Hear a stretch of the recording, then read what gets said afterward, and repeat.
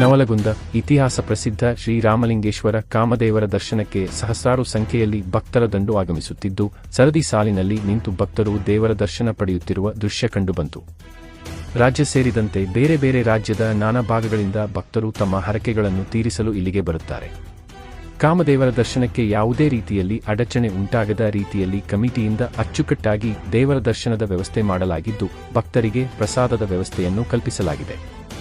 ಇನ್ನು ಈ ಬಾರಿ ವಿಶೇಷ ದರ್ಶನಕ್ಕೆ ಅವಕಾಶ ಕಲ್ಪಿಸಿದ್ದು, ಜನದಟ್ಟಣೆ ನಿಯಂತ್ರಣ ಆಗುವಲ್ಲಿ ಸಹಕಾರಿಯಾಗಿದೆ. ಇದರೊಂದಿಗೆ ಪೊಲೀಸ್ ಸಿಬ್ಬಂದಿ ನಿರಂತರವಾಗಿ ಕಾರ್ಯಪ್ರವೃತ್ತರಾಗಿದ್ದು, ಬಂದ ಭಕ್ತರು ಕಾಮದೇವರ ದರ್ಶನ ಪಡೆದು ತೆರಳುತ್ತಿದ್ದಾರೆ.